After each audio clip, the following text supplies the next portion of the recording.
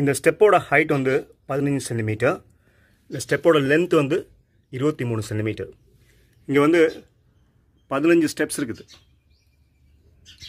இந்த பேசிக் டைமென்ஷன்ஸ் வச்சு நம்ம தரையிலேருந்து எவ்வளோ தூரம் போகிறோம், அந்த ஸ்டெப்போட டோட்டல் டிஸ்டன்ஸ் என்ன அப்படிங்கிறத நம்ம வந்து ட்ரிக்னாமெட்ரி அடிப்படையில் நம்ம கால்குலேட் பண்ண முடியும். இந்த 23 centimetre step length, 15 centimetre step height, இதை வந்து ட்ரிக்னாமெட்ரியில் கால்குலேட் பண்ணி பார்த்தா இது கிட்டத்தட்ட 4 மீட்டர் டிஸ்டன்ஸ் வருது. நம்ம தரையிலேருந்து மேலே போகிறதுக்கு 4 மீட்டர். ஸ்டேட் கிளைம்பிங் வந்து நல்ல காம்பவுண்ட் எக்ஸசைஸ். இப்போ ஒரு ஃபுட்டை ஸ்டெப்பில் வச்சுட்டு இந்த கிளைம் அப் பண்ணுறோம்ல, அப்போ வந்து ஏகப்பட்ட லெக் மசில்ஸ் வந்து வேலை செய்யும். எஸ்பெஷலி இந்த ஃப்ரண்ட் டை மசில்ஸும் இந்த பட்டாக் மசில், க்ளூட்டியஸ் மசிலும் கண்டிப்பாக வேலை செஞ்சே ஆகணும். அது ரெண்டும் ஒன்று சேர்ந்து வேலை செய்யறதுக்கு பேர் வந்து ஃபோர்ஸ் கப்புள் மெக்கானிக்ஸ். அது மட்டும் இல்லை, இப்போ ஒரு காலை வந்து ஸ்டெப்பில் வச்சுட்டு இப்படி ஸ்விங் பண்ணும்போது இந்த சிங்கிள் லெக் பேலன்ஸ், இந்த மெக்கானிசம் உள்ள வரும். இந்த சிங்கிள் லெக் பேலன்ஸ் வந்து ரொம்ப ரொம்ப யூஸ்ஃபுல்லான பயோமெக்கானிக்ஸ். ஒரு ஃபுட்டை இப்போ ஸ்டெப்பில் வச்சுட்டு இப்போ கிளைம் அப் பண்ணணும் அப்படின்னா இந்த காஃப் மசில்ஸ் வந்து ரொம்ப ஸ்ட்ராங்காக வேலை செஞ்சே ஆகணும். ஸோ இது வந்து காஃப் மசில்ஸ்க்கும் நல்லா ஸ்ட்ரென்தனிங் எஃபெக்ட் கொடுக்கும்.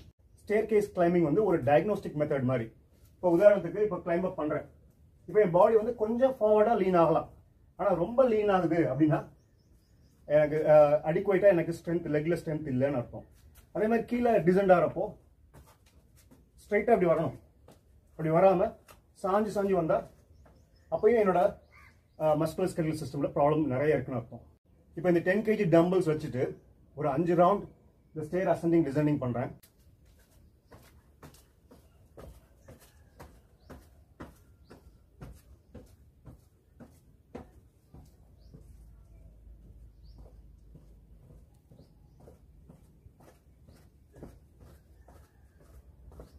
One.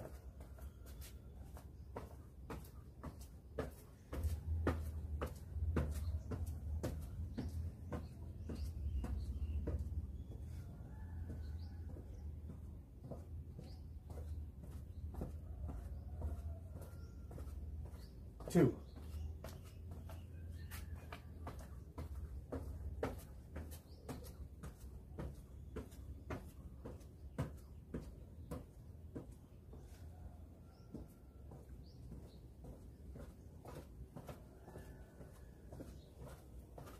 3.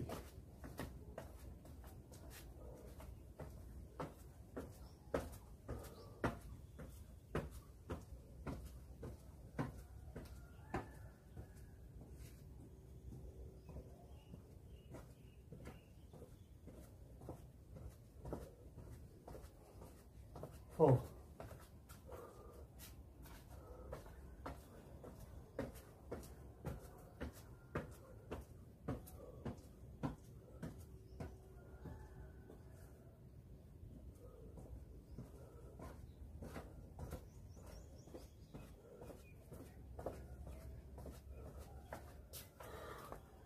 இந்த டாஸ்க்ல எனக்கு ரொம்ப முக்கியமான சேலஞ்சாக இருந்தது வந்து இந்த கிரிப். ஸோ 5 ரவுண்ட் வந்து கான்ஸ்டன்ட்டாக இந்த டம்பிள்ஸை கீழே வைக்காம நான் வந்து ஹோல்ட் பண்ணிகிட்டே இருக்கணும்.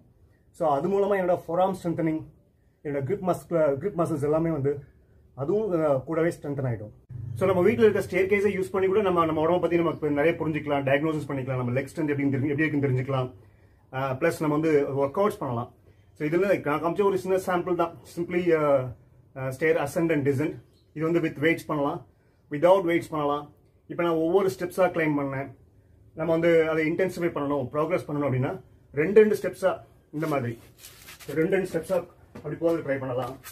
இது மாதிரி நிறைய நம்ம ஒர்க் அவுட்ஸ் வந்து இன்னோவேட் பண்ண முடியும்.